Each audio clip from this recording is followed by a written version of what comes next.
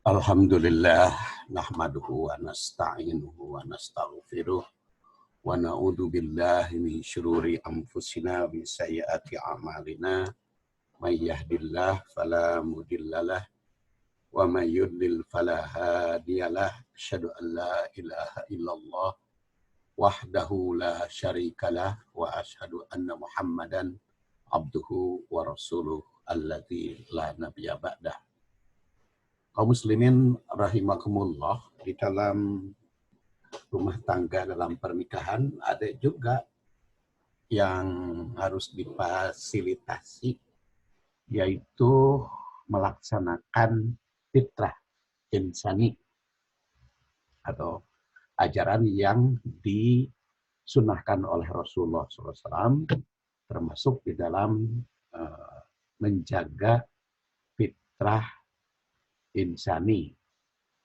Dan hadisnya sudah saya janjikan pada bahasan hadis 5, yaitu tentang 10 fitrah.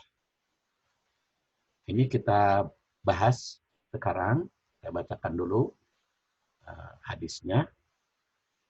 Haddatsana Qutaibah bin Sa'idin wa Abu Bakr bin Abi Syaibah wa Zuhair bin Harbin qalu haddatsana Waqi' an Zakaria bin Abi Zaidah an Mus'ab bin Syaibah an Talq bin Habib an Abdullah bin Zubair an Aisyah qalat qala Rasulullah sallallahu alaihi wasallam asyrun minal fitrati qasus syarib wa ifa'ul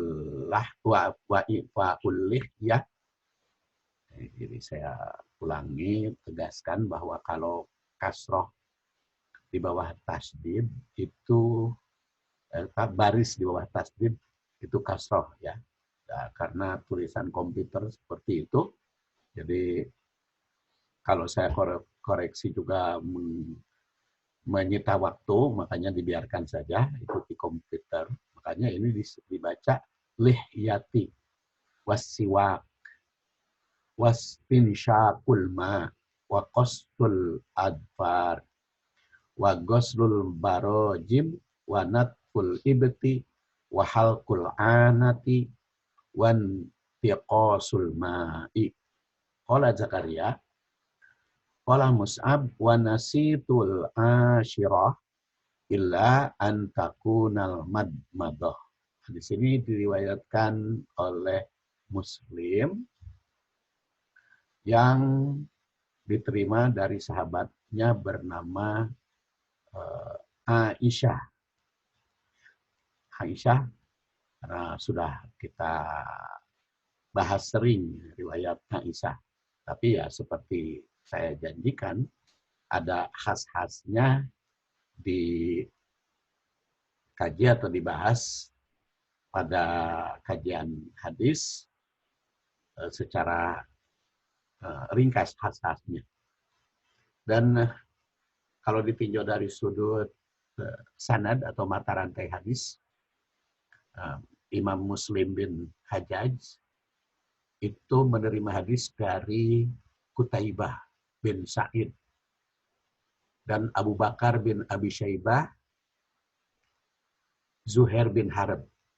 Nah, yang mereka itu menerima dari Waqi', dari Zakaria, dari Mus'ab, dari Talq bin Habib, Talq bin Habib dari Abdullah bin Zubair, Abdullah bin Zubair dari Aisyah. Jadi sahabatnya ada dua ya. Pertama Abdullah bin Zubair, kemudian yang kedua adalah Aisyah. Kita lihat sanadnya atau mata rantainya. Haddatsana Qutaibah bin Sa'id.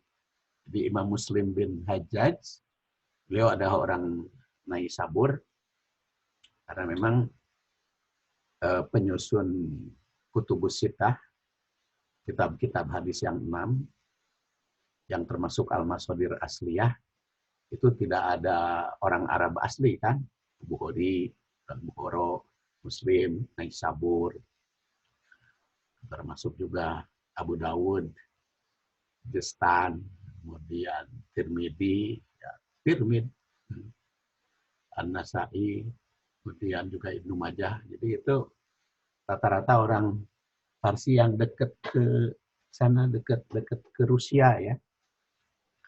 Jadi orang-orang Arabnya eh, tidak populer di dalam penyusunan kutubus sittah. Tapi orang Arab asli banyak ahli hadis, ya, antara lain Imam Malik kan, Imam Malik bin Anas. Baik, jadi Imam Muslim yang lahir tahun 206, wafat tahun 2061, itu menerima hadis dari guru bernama Qutaibah bin Sa'id bin Jamil bin Tariq bin Abdullah. Dan Qutaibah ini termasuk tabi al-adba. Jadi tobakoh yang keempat ya. Tobakoh yang keempat. Dikenal dengan nama Abu Raja. Wafat di Himes tahun 240. Jadi ketemu dengan Imam Muslim.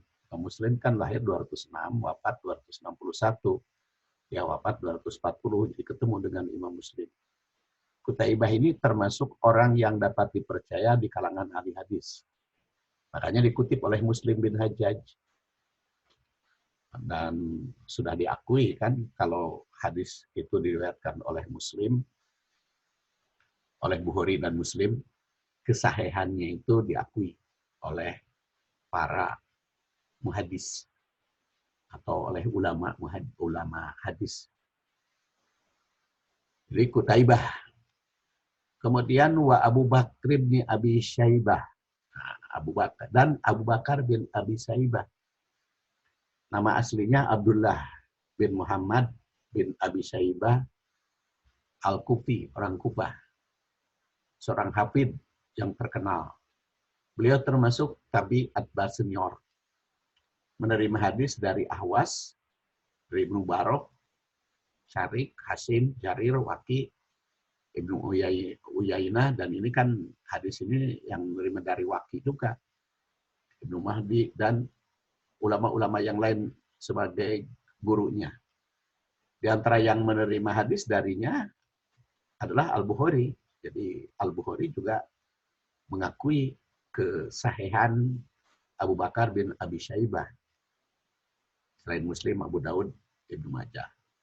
Nah, di antara yang mengeluarkan hadis untuknya dengan perantaraan Ahmad dan An-Nasai itu juga dari sini juga disalurkan ke murid-muridnya sampai kepada An-Nasai, kemudian juga Abu Zur'ah, Abu Hatim dan sebagainya, semuanya itu menganggap Abu Bakar bin Abi Syaibah sahih. Jadi kuat, seorang kuat hafalannya. Dan dipuji oleh banyak ulama. Abul Ubaid Al-Qasim itu berkata puncak ilmu dipegang oleh 4 orang itu, yaitu Ibnu Abi Syaibah, ini cakap dalam hadis, kemudian Ahmad paling pandai memahami hadis, dan Yahya yang paling banyak mengumpulkan hadis, dan Ali bin Al-Madini, orang yang alim dalam hadis. Tentu saja beliau berbicara pada zamannya ya. Jadi Abul Ubaid itu berbicara ketika beliau masih hidup kan. Dan itulah yang paling dia kenal tentang keberadaan 4 orang ini. Hanya bahkan Abu Zur'ah Ar-Raji itu berkata, belum pernah saya melihat orang yang hafal, kuat hafalannya melebihi Abu Bakar bin Abi Syaibah. Nah, seperti tadi saya katakan, itu pada zaman beliau. Dan Ibnu Hibban itu berkata, Ibnu Abi Syaibah ini adalah seorang yang hafid, yang sangat kuat hafalannya, Dia salah seorang ulama yang menulis hadis, mengumpulkan dan menyusun kitab, dan sering bermudzakarah. Dia adalah ulama yang hafid hadis maktu juga dihafal. Dan ia wafat pada tahun 235 Hijriah. Tabi'il Atma. Kemudian juga Zubair bin Harb. Zubair bin Harb mengatakan Imam Muslim ini mengisahkan semua guru yang disebut sebelumnya. Jadi ada Abu Bakar bin Abi Saibah, ada Zuhair bin Harb. Makanya di sini katakan qalu, mereka berkata. Zuhair bin Harb itu dikenal dengan nama Abu Usama. Dia orang Madinah dan termasuk Tabi al-Atba, wafat 201 Hijriah. Hadis yang diriwayatkan dari beliau adalah oleh Al-Bukhari, Muslim, dan Ahmad. Dan menerima hadis Haddasana Waqi'. Nah, dari Waqi'. Waqi' itu merupakan putra Al-Jarrah bin Malik, dikenal dengan Abu Sufyan. Beliau termasuk tabi'in, karena kan setelah Tabi al-Atba, kemudian Atba tabi'in, yang hidup hingga wafat di Kufah tahun 196. Jadi Atba tabi'in, ya.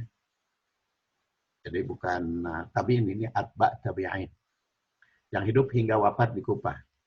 Waqi' ini dianggap sahih, sikot oleh mayoritas ahli hadis. Imam Ahmad itu meriwayatkan hadis dari Waqi' sampai 1822 hadis. Dan Muslim itu 333 hadis. An Zakaria bin Abi Zaidah. Nah, Zakaria bin Abi Zaidah ini dikenal dengan nama Abu Yahya. Zakaria itu punya anak namanya Yahya, makanya dipanggil Abu Yahya. Beliau mah tidak bertemu dengan sahabat. Hidup lama di Kufah hingga wafat tahun 148. Jadi kalau tadi ini Tabi al-Atba, Waqi', jadi ada koreksi ini. Jadi bukan tabi'in, Atba, ya. Atba tabi'in. Kalau Waqi'. Kemudian menerima dari Zakaria Waqi' itu wafat tahun 148 Hijriah. Dan beliau tidak bertemu dengan sahabat. Diriwayatkan oleh semua penyusun kitab Al-Masadir Asliyah, bahkan Imam Ahmad itu meriwayatkan 81 hadis. Sedangkan Al-Bukhari melalui jalur Zakaria sebanyak 26 dan Imam Muslim 32. An Mus'ab bin Syaibah. Zakaria ini menerima dari Mus'ab bin Syaibah. Dia termasuk tabi'in yang hidupnya lama, marurad. Hadis melalui jalur beliau diriwayat pula oleh Muslim sebanyak 4 hadis, oleh Imam Ahmad 8 hadis. Yahya bin Ma'in menganggap beliau sebagai orang yang dapat dipercaya. Tapi kata Ibnu Sa'id, hadis dari dia ini jumlahnya sedikit. Jumlahnya sedikit, mungkin ya beliau ya punya kesempatannya gitu. Punya kesempatan menerima hadisnya tidak begitu banyak ya. An Talq bin Habib, dari Talq bin Habib. Beliau seorang tabi'in pertengahan yang hidup di Baghdad. Hadisnya melalui jalur beliau diriwayatkan oleh Muslim itu hanya 2 hadis saja, dan oleh Ahmad 10 hadis. Dinilai oleh Abu Hatim sebagai soduk, tapi dianggap sebagai murji'ah oleh Abu Jur'ah. An Abdillah bin Zubair. Nah inilah sahabat seperti tadi saya katakan, ada dua sahabat yang meriwayatkan hadis ini, yaitu Abdullah bin Zubair bin Awam dan Aisyah radhiyallahu anha. Dan Abdullah bin Zubair ini kan jelas putra Zubair bin Awam ya. Dan Asma binti Abu Bakar. Jadi Zubair bin Awam itu kan menantu Abu Bakar sebagai sahabat yang merupakan keponakan Siti Khadijah. Siti Khadijah kita kenal kan, istri Rasul yang pertama. Abdullah ini termasuk sahabat dikenal dengan Abu Bakar. Abdullah bin Zubair ini dikenal dengan nama Abu Bakar karena kan punya anak juga nama. Wafat di Marur Arwad tahun 73 Hijriah. Hadis yang diriwayatkan jalur beliau oleh Ahmad itu 64 hadis dan oleh Bukhari 22, Muslim 15. Dan ulama hadis lain juga banyak meriwayatkan hadis dari jalur Abdullah bin Zubair. Zubair bin Awam itu sangat dikenal di kalangan para sahabat. Begitu pula putranya Abdullah bin Zubair karena kebetulan termasuk keluarga Abu Bakar As-Siddiq. Dan hadis ini juga diriwayatkan dari Aisyah, an Rasulullah Shallallahu Alaihi Wasallam. Dan seperti sering saya sebut, Aisyah ini adalah istri Rasul yang terkenal dan oleh Rasul disebut Faddu'a Aisyah ala nisa kafatis sarib ala sa'iri ta'am. Kamala minar rijal kasirun walam yakmul minan nisa illa Maryam bintu Imran wa Asiyah imra'atu Fir'aun. Keunggulan Aisyah dengan wanita lain bagaikan makanan pokok roti dibanding makanan yang lain. Dan kesempurnaan dari kalangan laki-laki cukup banyak ya. Yang tidak sesempurna dari kalangan wanita, kecuali ya Maryam bintu Imran, Aisyah, imra'ah Fir'aun, dan Asiyah ya, istri Fir'aun, dan Aisyah itu mempunyai keunggulan pada Aisyah ala nisa, melebihi wanita lain. Itu pujian Rasulullah SAW. Dan Rasulullah SAW, sebagaimana diriwayatkan oleh Aisyah, bersabda, Ashratun minal fitrah. Ashrah itu artinya 10, min dari. Hadis ini mengisyaratkan sebagian dari ajaran fitrah. Jadi tegas, 10 dari fitrah itu, fitrahnya itu sendiri cukup banyak. Tetapi di antara 10 fitrah, di antara fitrah yang cukup banyak, ada 10. Saya tadi udah terjemahkan belum ya hadisnya? Ini baru sanad. Jadi coba diulangi lagi terjemahnya kan. Asrun minal fitrah, ada 10 dari fitrah. Pertama adalah qasus syarib, menggunting atau memendekkan kumis. Wa'ifa'ul lihyah, memanjangkan jenggot. Wasiwak, gosok gigi. Wastinsyaqul ma, istinsak, menghirup air, istinsaqul ma, qasul adbat, memotong kuku, qasul barojin, cuci tangan, natpul ibti, menggunduli ketiak, halkul anah, menggunduli keramik, kelamin, wanti qasul ma, bersuci dengan air. Kemudian kata Zakaria, Zakaria itu, yaitu Zakaria yang menerima dari Mus'ab kan. Nah, kata Mus'ab, melalui jalur Zakaria, katanya Mus'ab itu sempat lupa yang ke-10, tapi beliau katakan al-madmadah. Nah, tadi kita akan tafsirkan satu persatu. Cuman di sini disebut asyaratun minal fitrah. Jadi asyrah 10 minal fitrah, sebagian dari fitrah. Jadi bukan hanya 10. Fitrah itu banyak, fitrah kebersihan. Tapi di dalam hadis ini disebutkan 10 yang kalau dikaji dari sudut kehidupan berumah tangga, kalau dari sudut hadis pernikahan,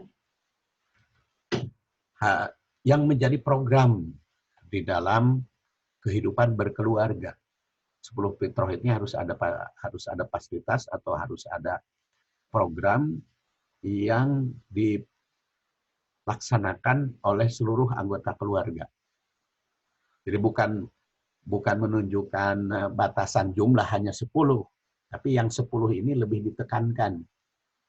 Karena kadang-kadang Rasul juga ada yang menyebut 5, ya, khomsun minal fitrah. Tapi di sini 10 berkaitan dengan kehidupan berkeluarga kalau saya masukkan hadis ini pada buku Permata Hadis. Dan yang berkaitan dengan pernikahan ini kan saya masukkan Permata Hadis seri kedua atau seri B ya. Karena kalau ketiganya itu kan masalah jinayat, akhlak dan jinayat. Kalau yang pertama itu masalah akidah dan ibadah. Terus yang keempat itu beraneka ragam. Jadi buku yang saya susun, Permata Hadis itu sebetulnya sudah ada 4 jilid. Yang pertama adalah masalah akidah dan ibadah. Yang kedua masalah pernikahan yang sedang kita bahas pada periode ini. Yang ketiga masalah jinayat. Yang keempat itu masalah hukum-hukum dan beraneka ragam yang menarik untuk dimasukkan. Nah, di sini dikatakan ada 10 yang patut diprogramkan di dalam kehidupan berumah tangga. Dan fitrah itu sendiri banyak artinya. Antara lain kalau fitrah ditinjau dari sudut kebahasaan, kadang-kadang bisa mengandung arti kesucian. Kadang-kadang mengandung arti penciptaan. Dan di dalam berfitrah juga al-hablah al-mutahayyi'ah liqabulidin, potensi dasar untuk menerima keagamaan adalah fitrah. Beda dengan fitri ya. Kita harus bedakan antara fitrah dengan fitri. Ya, cuman beda ada taknya kalau ini fitrah. Seperti Idul Fitri, bukan Idul Fitrah. Makanya saya juga bertanya-tanya, kenapa kok para penceramah suka menafsirkan Idul Fitri itu dibahas tentang fitrah, padahal Idul Fitri tidak ada kaitan dengan fitrah. Id itu kan artinya hari raya, fitri itu artinya kan berbuka, fitri malah iftar. Sama juga dengan zakat fitri, tapi kan biasanya di kita nyebutnya zakat fitrah. Padahal kalau kita telusuri tidak ada hadis yang menyebut sodakotul fitrah, nggak ada itu. Zakat fitrah itu nggak ada. So kalau nggak percaya, bapak-bapak, bu-ibu, silahkan baca hadis. Ada enggak Rasul menyebut zakatul fitrah, sodakotul fitrah? Nggak ada itu. Yang ada itu zakatul fitri. Kalau id, zakatul fitri, idnya juga idul fitri. Bukan idul fitrah. Jadi kunaon disamakan gitu ya. Fitrah dengan fitri. Kalau fitri mah buka. Kalau fitrah itu bisa mengandung arti sunnah. sunnatil ladina sunnatiddin alladhi yusoku bi annahul fitrah. Jadi sunnah keagamaan atau kesucian fitrah itu. Jadi minal fitrah, bukan minal fitri. Kalau fitri sekali lagi itu artinya berbuka. Makanya Idul Fitri itu artinya Id hari raya, Fitri berbuka. Makanya tidak boleh saum tanggal 1 Syawal. Begitu juga zakat. Zakat itu mengeluarkan harta fitri karena berbuka. Berbuka saum. Jadi bukan zakat fitrah. Harus dikoreksi itu istilahnya. Tapi saya lihat banyak juga menggunakan istilah zakat fitrah ya. Bukan zakat fitri. Harusnya mengoreksi dong. Bajnas, Jabar, Kota Bandung, bagaimana harusnya mengoreksi itu istilahnya. Karena itu ya sedikit-sedikit lah bahasa itu kita sesuaikan dengan kenyataan. Ya, baik kembali minal fitrah di sini. Yang 10 ini termasuk fitrah. Di dalam hadis dikatakan oleh Al-Muntaqo itu min sunnatiddin alladhi yusaku bi anhul fitrah. Bagian dari sunnah keagamaan. Karena agama memiliki sifat fitrah, kesucian, atau kemurnian, atau potensi dasar. Ditegaskan dalam firman Allah, fitratallah allati fatron nasa alaiha. La tabdila li khalqillah dzalika dinul qayyim. Fitratallah. Agama itu sebagai fitrah Allah. Jadi aturan dari Allah. Allati fatarna sa'alaiha yang Allah Subhanahu wa taala ciptakan. Fitrah itu patronasa menciptakan manusia ya. Allati yang patronasa Allah menciptakan manusia alaiha atas fitrah Allah itu.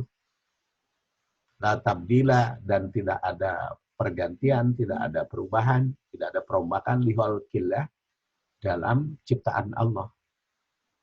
Dzalika dinul qayyim itu sebagai agama yang lurus. Tarum. Jadi ini fitratallah. Dan di antara fitrah itu yang 10 ini.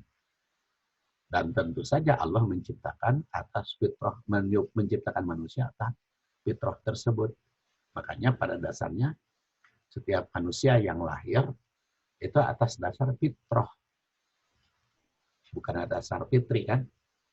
Jadi kullu mauludin yuladu alal fitrah atau mamin maulud illa yuladu alal fitrah. Tidak ada yang lahir manusia ke dunia kecuali sudah dalam keadaan fitrah.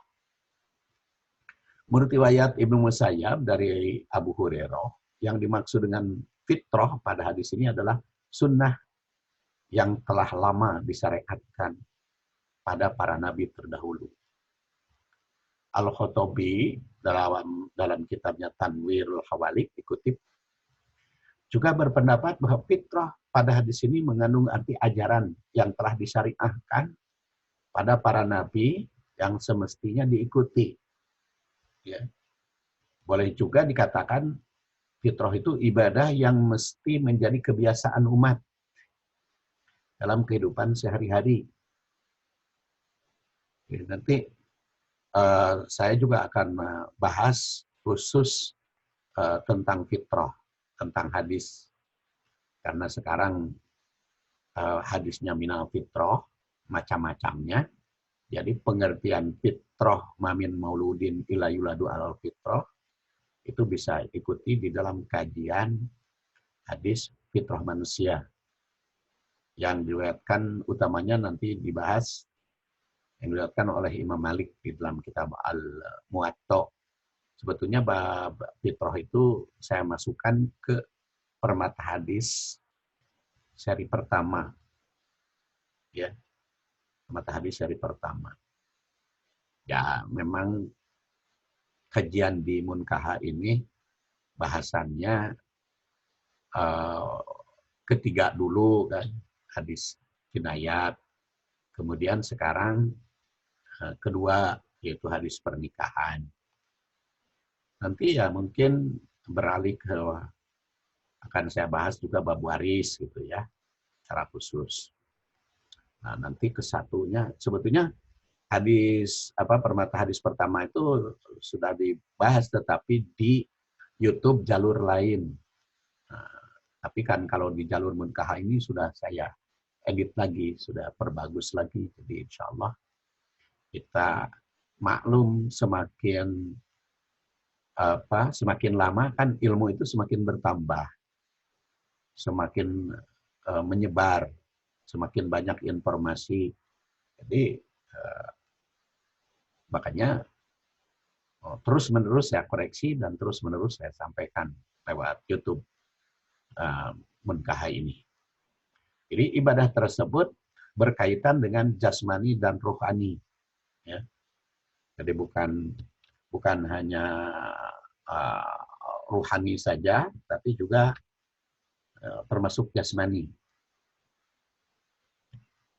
Oleh karena itu disebut al-fitrah, karena itu berkaitan dengan fitrah manusia yang Allah Subhanahu wa taala menciptakan fitrah manusia itu menciptakan manusia itu atas fitrah keagamaan. Nah, kemudian apa saja yang 10 tersebut? Yang pertama nanti Qasdus Sarib akan saya bahas pada kajian berikutnya. Kita akhiri sampai di sini. Subhanakallahumma wa bihamdik asyhadu an la ilaha illa anta astaghfiruka wa atubu ilaik. Wassalamualaikum warahmatullahi wabarakatuh.